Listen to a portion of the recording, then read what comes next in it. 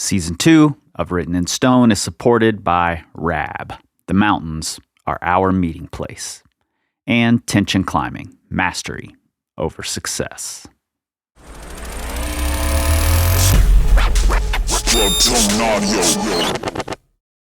Over 40 years ago, in 1984, Mountain Magazine published an article by Rosie Andrews called No Spare Rib. Filled with photos of strong women and asserting that women would eventually climb at the highest levels, while also explaining why they were behind in the 1980s, it did two things: inspired some and ruffled the feathers of others. But today, women like Brooke Raboutou, Katie Lamb, Babsi Zangerl, and Janja Garnbret are proving Rosie right. In this episode, Rosie and I go back to the 80s and discuss the Gunks, climbing right wall with Jill Lawrence at that UK ladies' meet in Wales, climbing with the other leading women of the era, including Louise Shepherd and Catherine Freer, and of course, we go deep into her article, No Spare Rib. I'll also be reading No Spare Rib for our patrons later this week, along with more commentary by Rosie, including a reaction to an article published 18 years later by a man who was still apparently mad about Rosie inspiring other women. Let's get into it. It's funny. I just listened to Louise, and she mentioned that, what did we do? Something Team Menopause, this route we did, and Yeah. and my climbing group here in Oakland, we call ourselves the Menoposse, and so there's like four other women, and we, mostly Jim. We've done some outdoor climbing. Like I said, I haven't been able to do that with them for a few years, but Yeah. But I don't know. When climbing's in your blood, I dream about it. I would still. It hasn't been a major part of my life for a long time, but I miss it. So Yeah. it'd be nice if some part of it could be recovered. Yeah, for sure. Well, I'm really happy you were able to come on and chat. And before we jump totally in, I just want to say thanks to Russ for making this connection. I know Russ and I knew each other way back when. So Yeah.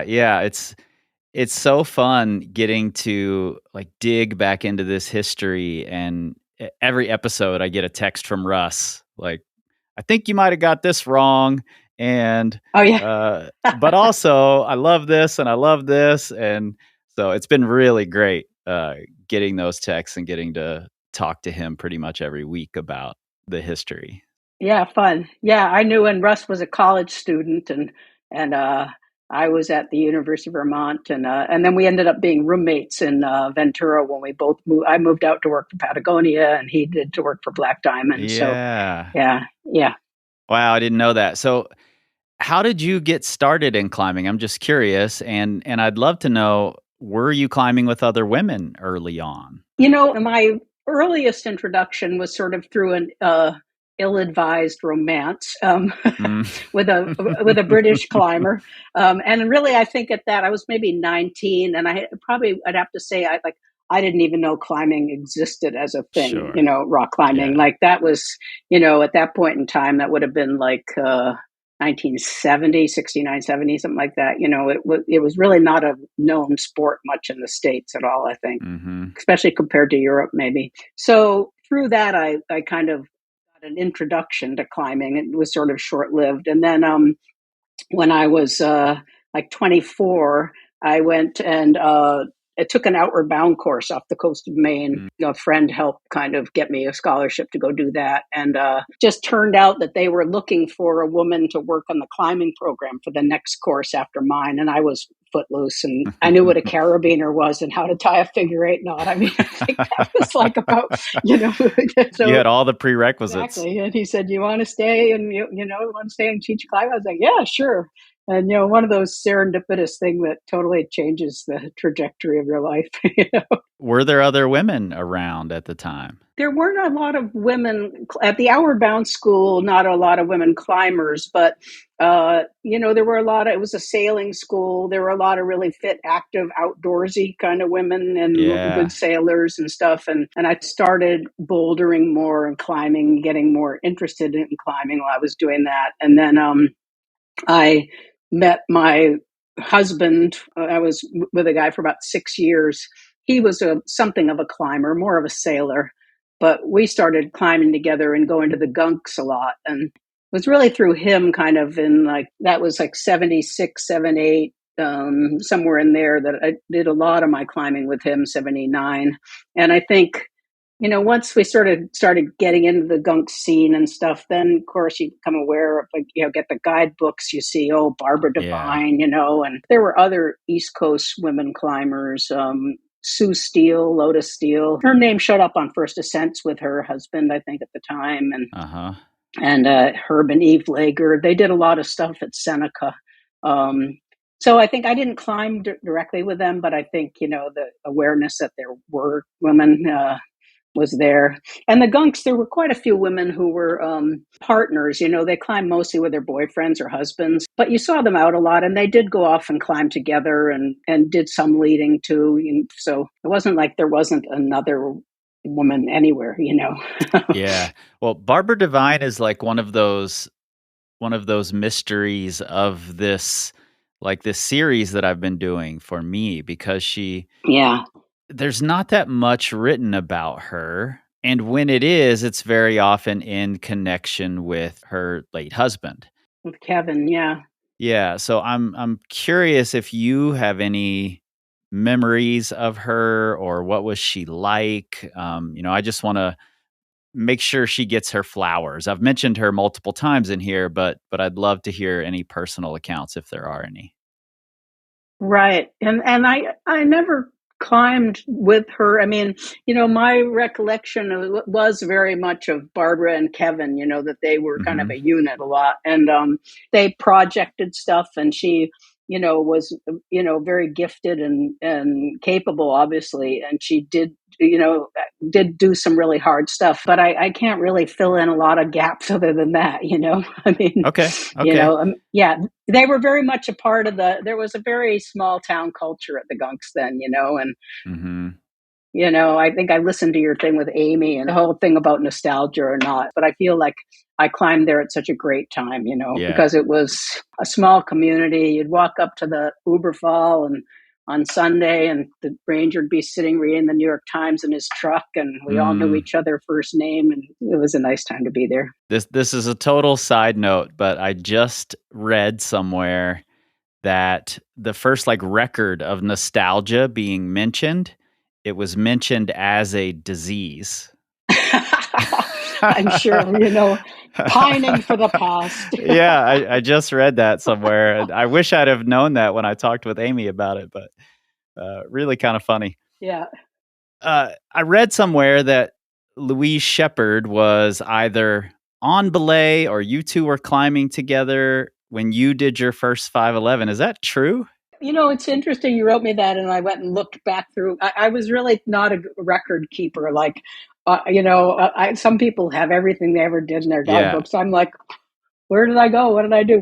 But I did I did write some stuff down in the early days there, and in fact, I do have a note of doing this 511 with Louise. Mm. And are you familiar with the Gunks at all? Or Only through talking with Russ and Andy Salo and Whitney Boland and a few other people, but I've never been. yeah, there's at one of the cliffs there is Skytop, which is Mhm. closed now to climbers, but it was open when I was climbing a lot there. So I do remember just the Gunks is so great, and there were great routes from 5-4 up that were worth Mhm. doing. So I was wearing those big clunky blue suede boots with red laces, RDs, I think they Yeah. were, and no friends yet, for all those horizontal cracks, and Mhm. just spent like 3 years kind of 5-4, 5-5, 5-6, 5-7, and Sure. each step was like terrifying, But so I did that with Louise in 1980 when she came through. And I think I did a lot of climbing that year and was really starting to get stronger. And I think she came in the fall of that year. Mm. That was so much fun. I mean, she was such a great climber, and she had done such amazing stuff already. And it was just fun to,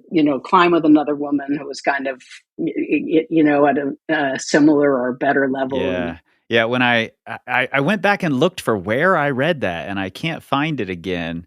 I didn't make a note of where I read it, but That's been one of the, like, great joys of this whole series is reading about all of these connections that were made. I sort of made this list of women whose names I knew, and then, did some research there and came across other names.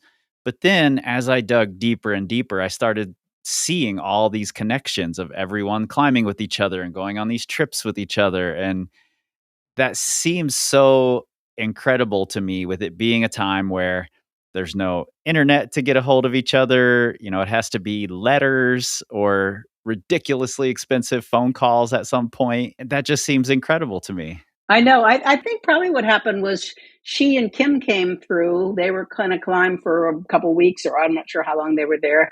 And it was still a small enough town. There was a climbing shop, Rock and Snow, in town. Mhm. And probably the same thing. Kim wanted to go off with the boys and work on these really hard projects. And so Louise asked around, or maybe she put a note up on the bulletin board, or I don't know what, but somehow we met up. And then I think we got to climb a few days together and Mm. did a bunch of routes. Yeah, and then you went to the Frankenjura with her, and she told a little of that story, in the conversation with her. How did that trip come about? Do you remember? Well, that was like, I think, I was trying to put dates together, and I think that was 87. Okay, So, so quite a bit later. yeah, so I think there was like a women's meet in 82, another one in 84. I went on a separate thing to Japan in 85, and then the Franken Euro was 87. So I think that we must have just stayed in touch or reconnected somehow. Hmm. I can't even stay in touch with people whose phone number I have, and I could send them text messages every day. I know I've gotten worse and worse at it, I have to say. Well, Yeah. I wanna jump back to those ladies' meets.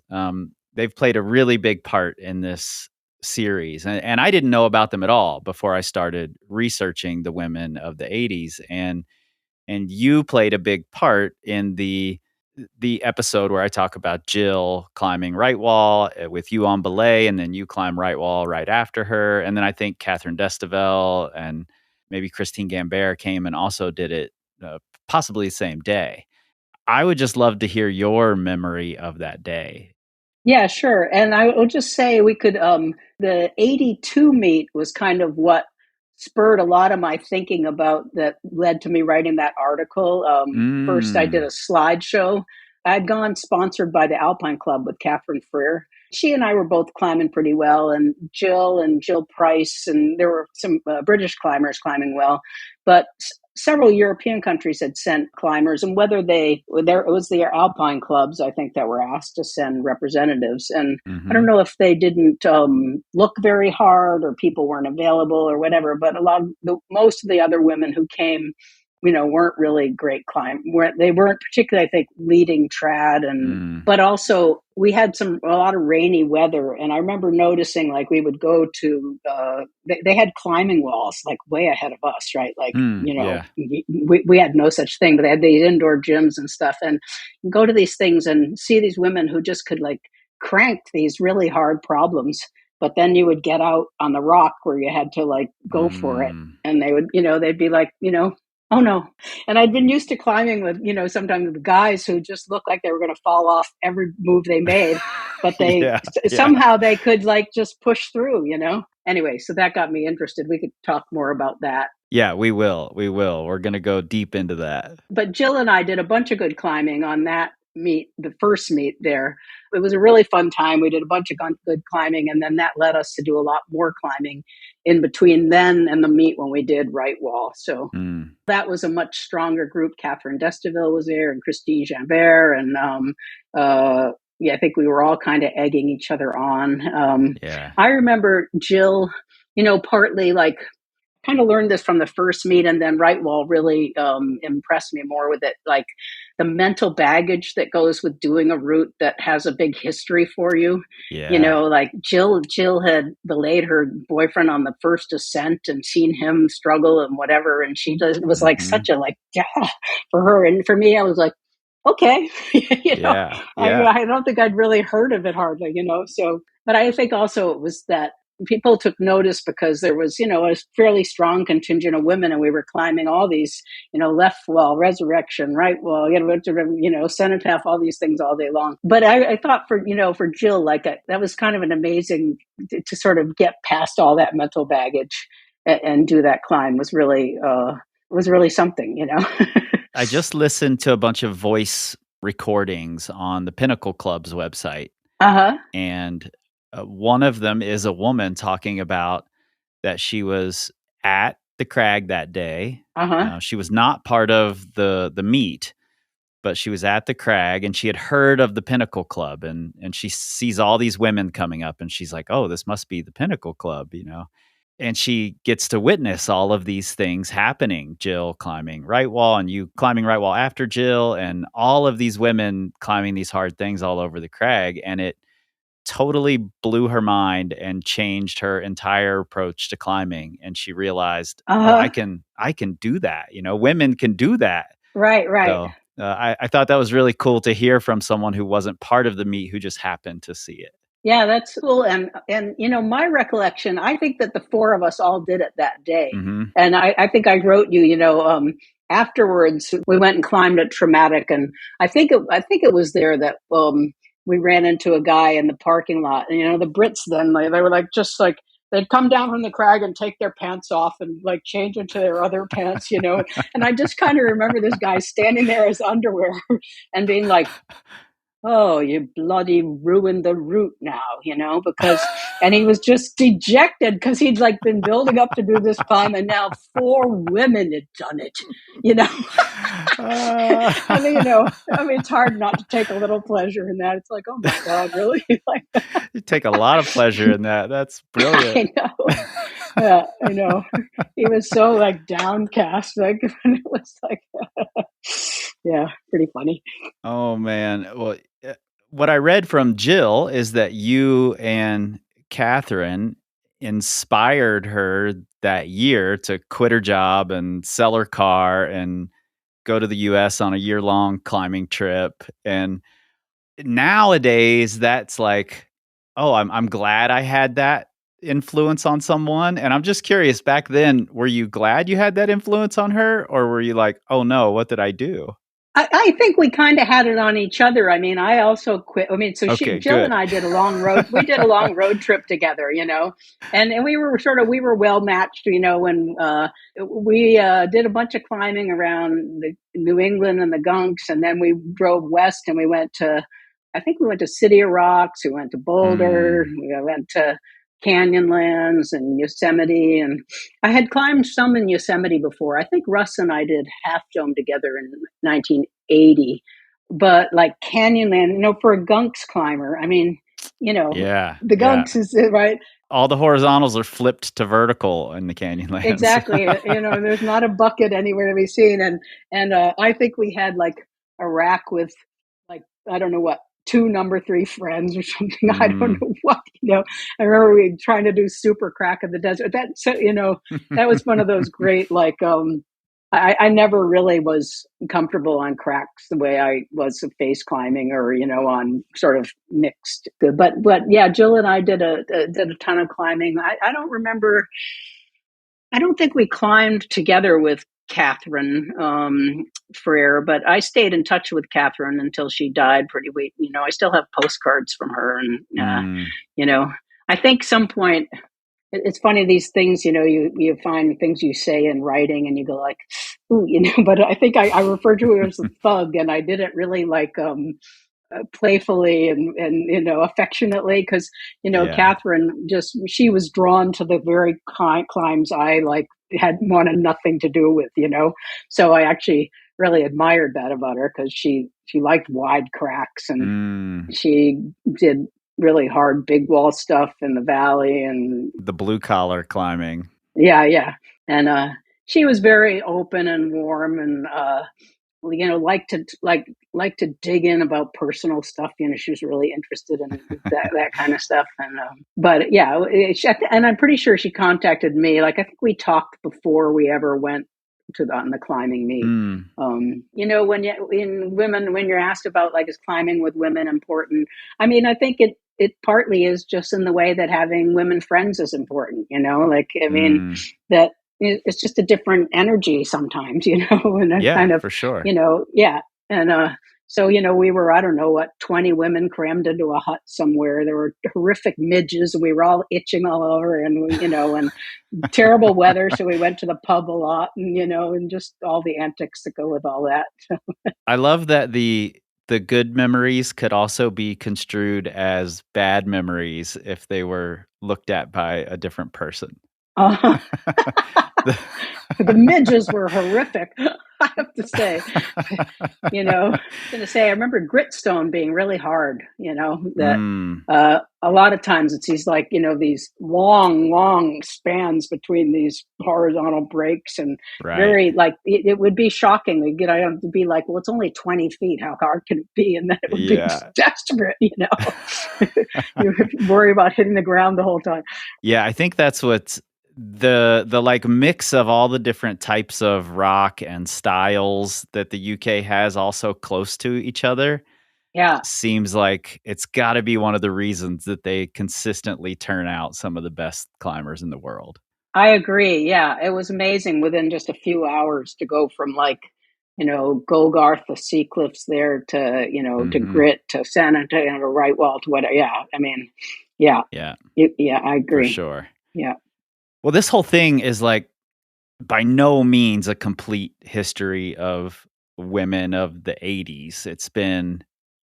It's tough to dig up a lot of that.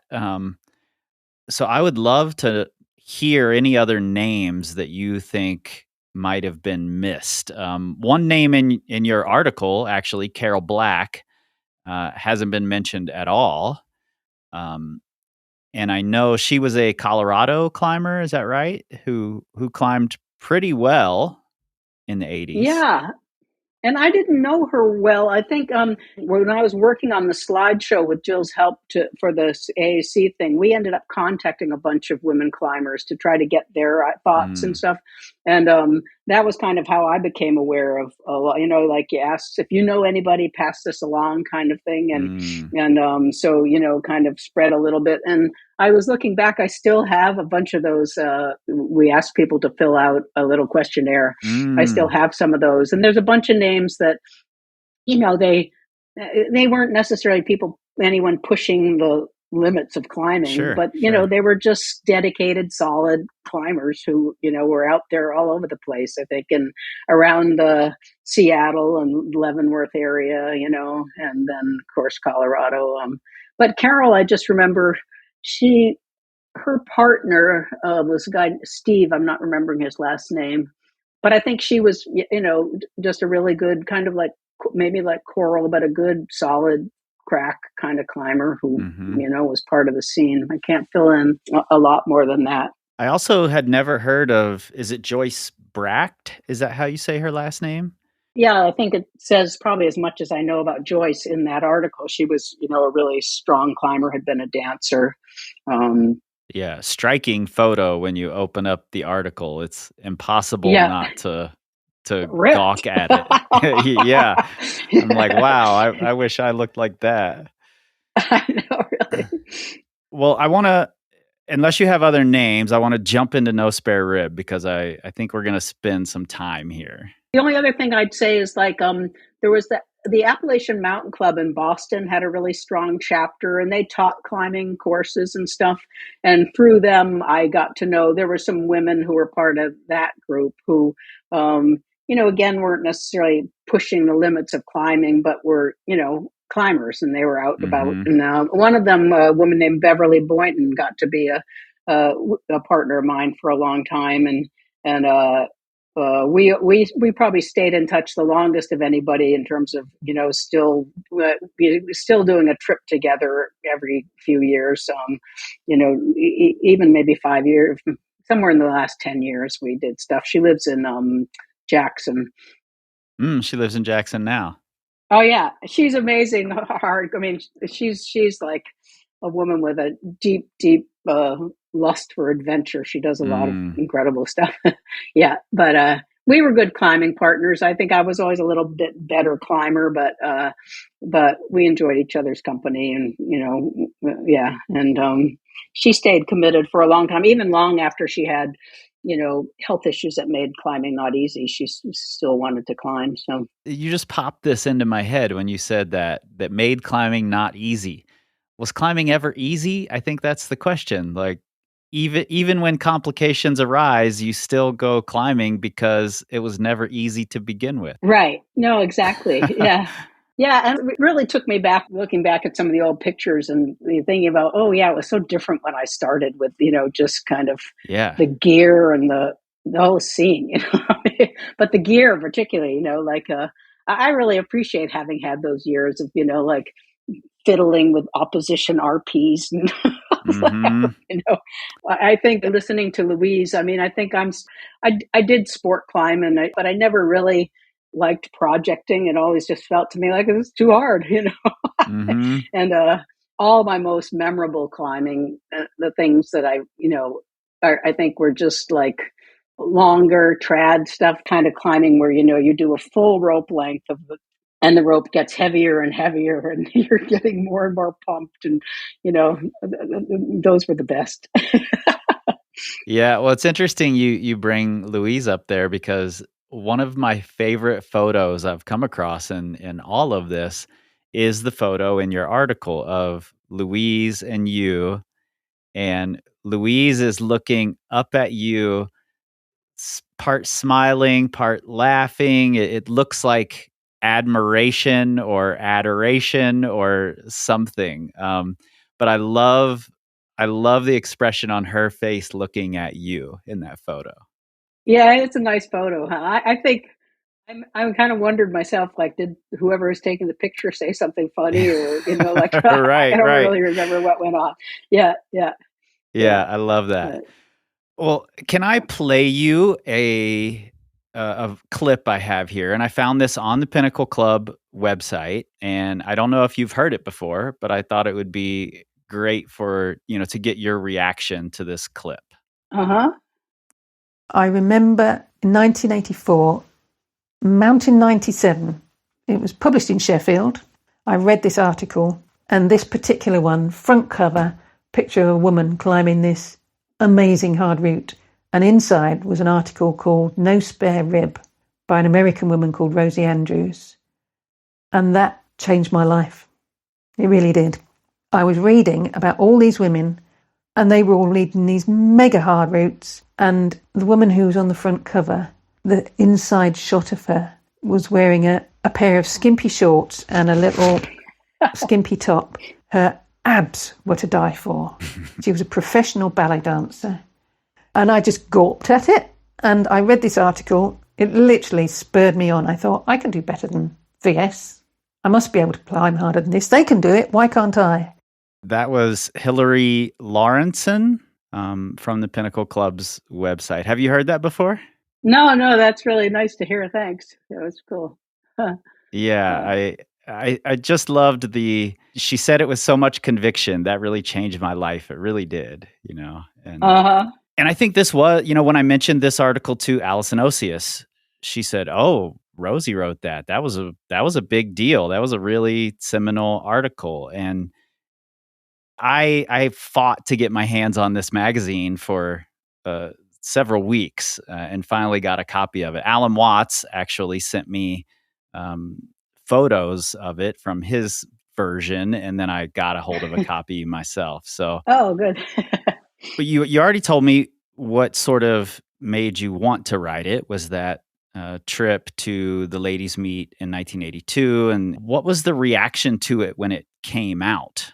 I think, it's interesting. I mean, I had a lot of women over the years say things similar to the woman, and, tell me, like, oh, I was on this climb and I was going to back down. And then I thought, no, Rosie's article, and so that was really positive. I think, actually, I wanted to mention, because, because, there's an aspect of it, which I was thinking sort of the echoes today of like, well, these days, if you acknowledge that Black history was difficult in this country, you hate white people.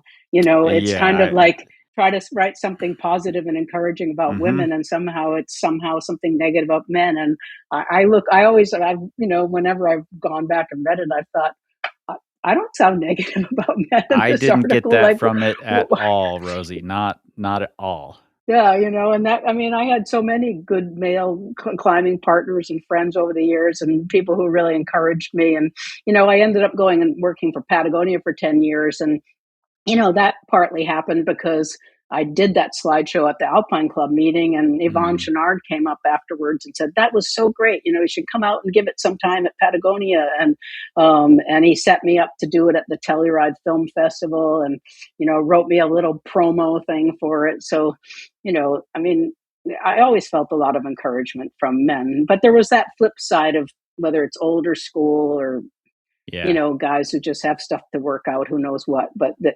somehow, Yep. I mean, that article I sent you the scan of, 20 years Mm-hmm. later, it's like, but yeah, so I think I felt mostly like it was really positive, and, putting that slideshow together.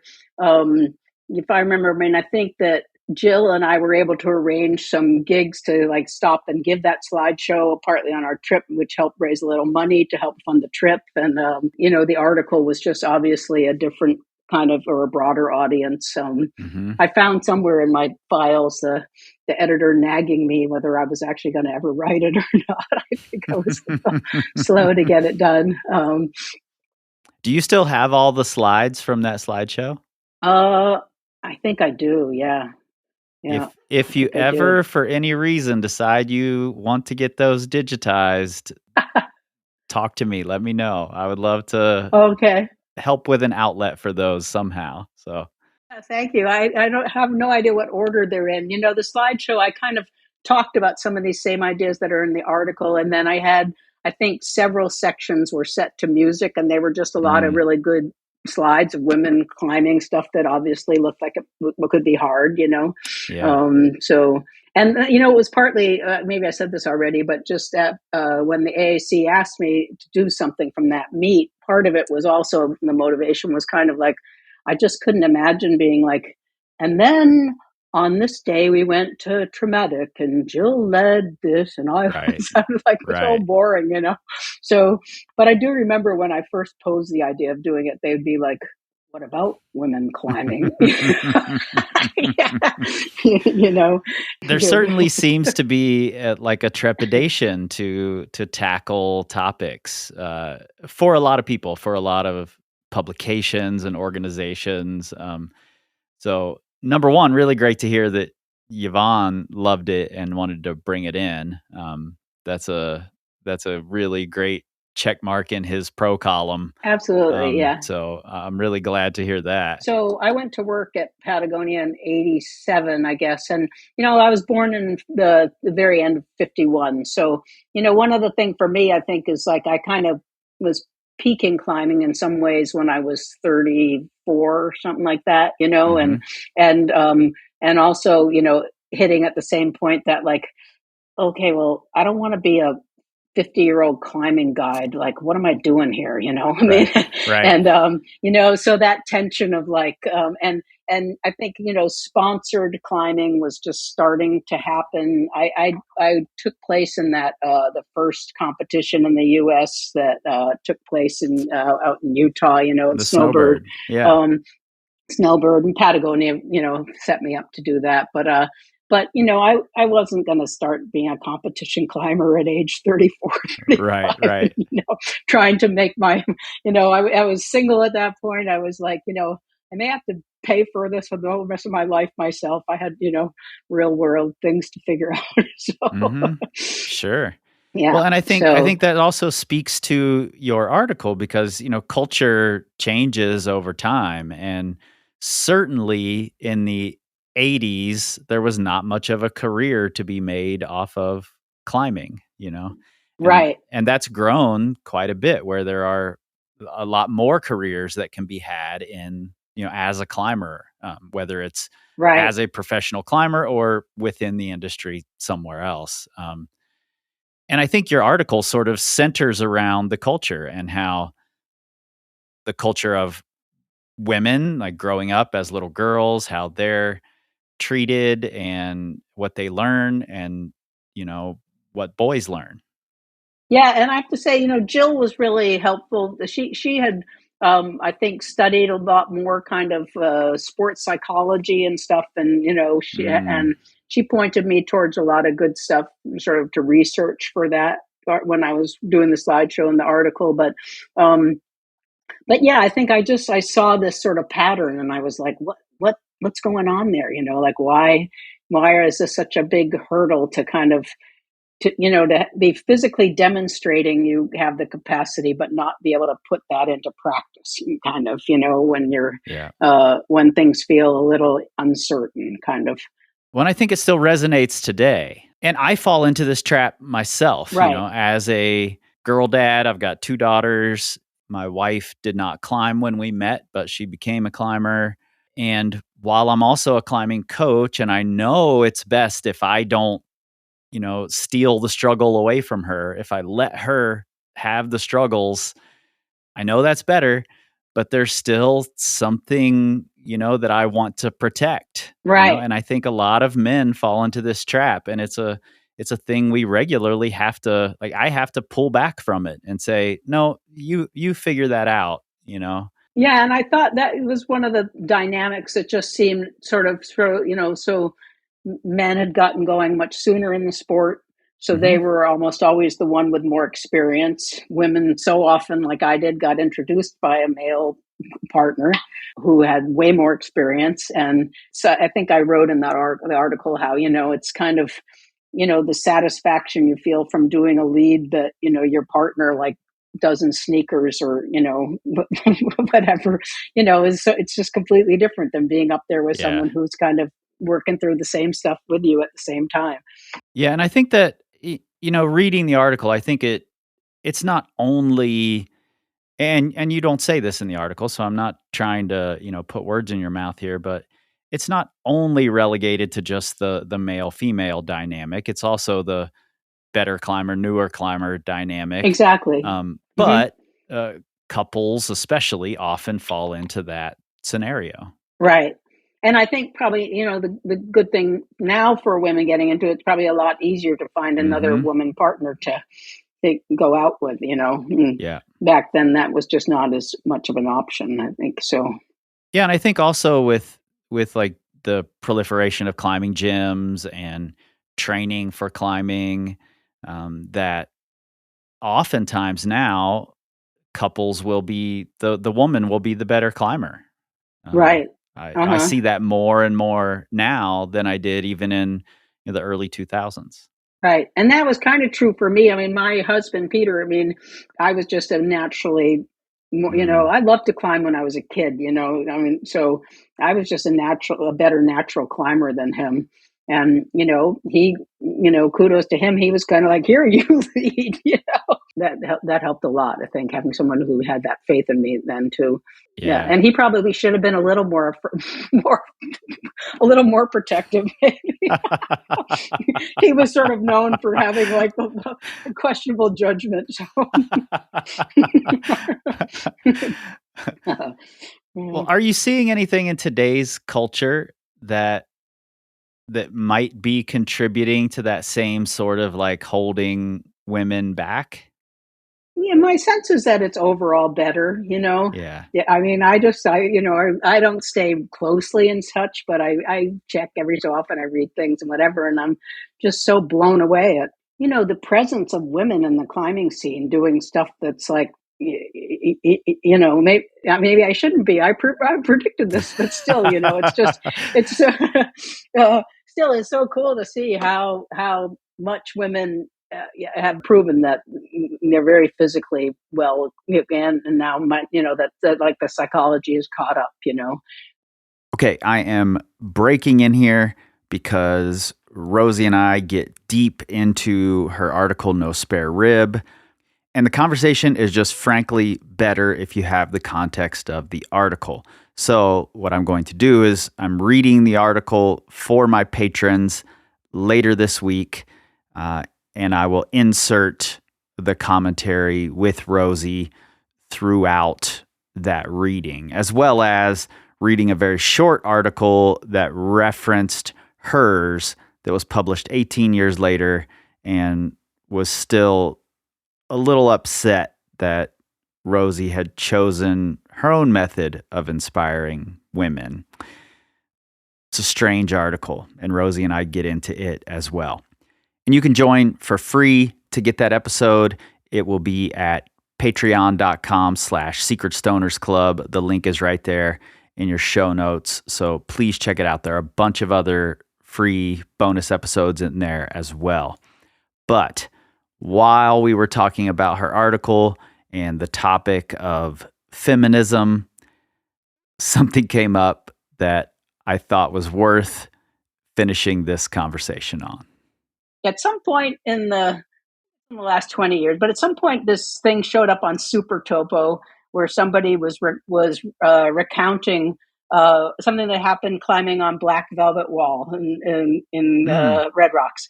And I was climbing there with a woman named Annie Whitehouse. You might know about Annie. She was, another, And we were heading up one of those long multi-pitch sport kind of, or, bolted routes there. And somebody wrote this recounting how, and I think the way they told it was that Annie, encouraged by me, had peed on these climbers who were coming up behind us. Oh, you know what? I've read this. Have you read this?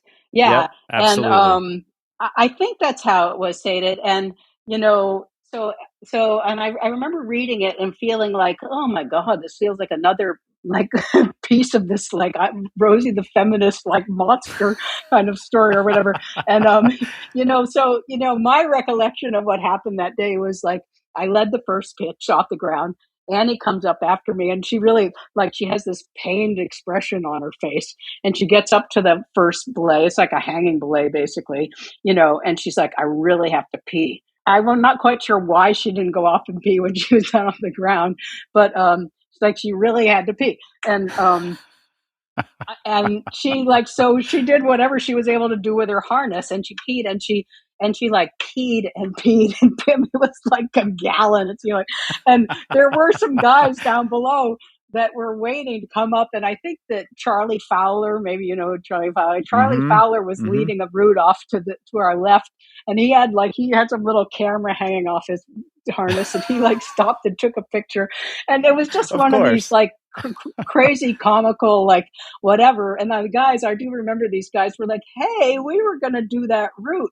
And the whole thing was I remember mostly feeling I was just amazed Annie could do that, because I would have pulled my pants down and then been too inhibited to pee. I would have desperate to pee and be too whatever. I'd be I gotta pee, I can't pee.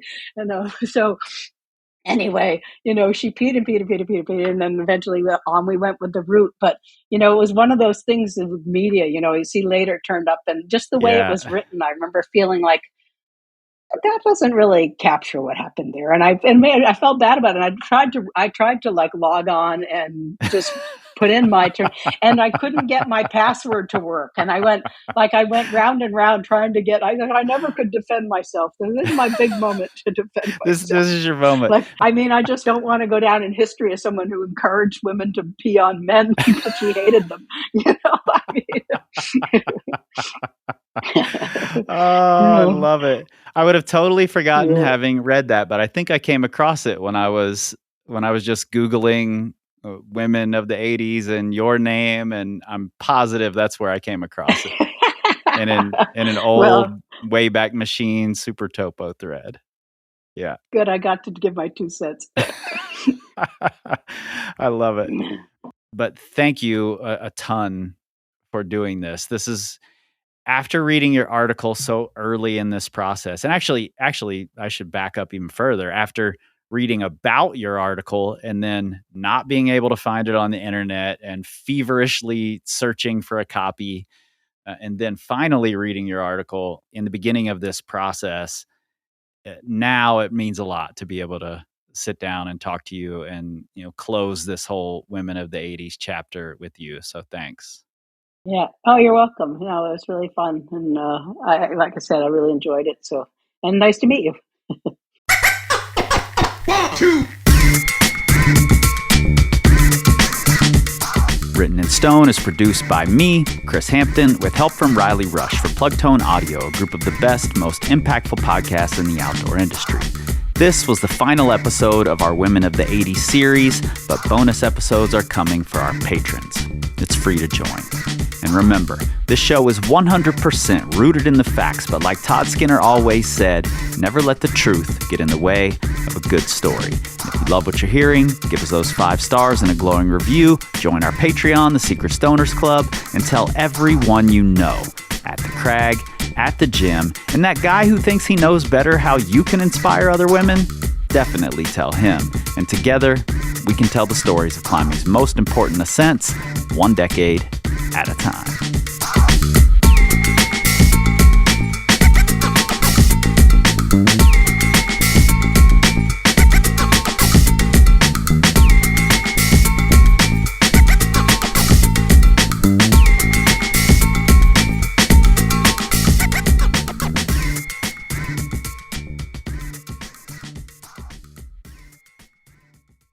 Secret Stoners, it has been a week.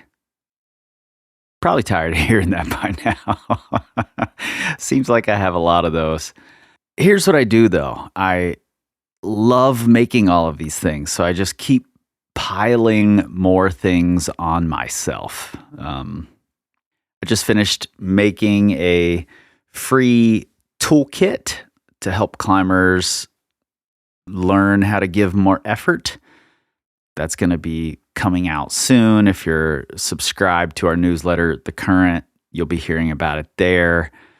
Or if you're already in our academy, you'll be hearing it there as well. It's a video series that I've been working on for a long time in my head, and finally buckled down and made all 6 videos in the last 4 days. Anyway, I'm a little sad that this series is coming to an end.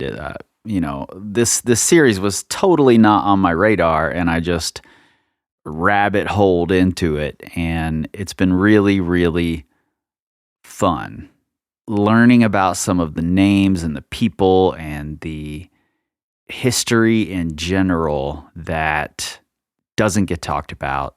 And it's not that it's not out there and available. Obviously, there are all these people who know the history, who lived the history, who are still willing to talk. I'm finding it in books and magazines and old websites, and so it's out there.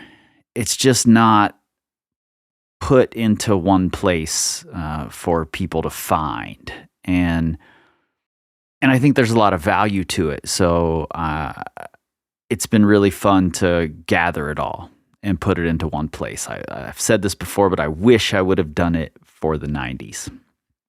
But now that we're wrapping it up here on the regular feed, I do have the bonus episode with more from Rosie coming, and her article, No Spare Rib. I'm going to try to get that out to you later this week or over the weekend. And I've got another article or 2 I may be reading in conjunction with this series. And then I've also been gathering some of my favorite photos from all of these episodes. There's the story that I talk, or the photo that I talk about with Rosie here of Louise Shepard and Rosie. And there's a really incredible photo of Jill Lawrence and Jill Price, where Jill Lawrence just looks like the fiercest woman you've ever seen. Alan Watts sent me a great poster that he used to have in his room of Coral Bowman. So I've got a handful of photos that I'm going to be posting up in the Patreon soon as well. And then, we're back to our regularly scheduled program for the most part. And we've got a few more stories and conversations to go.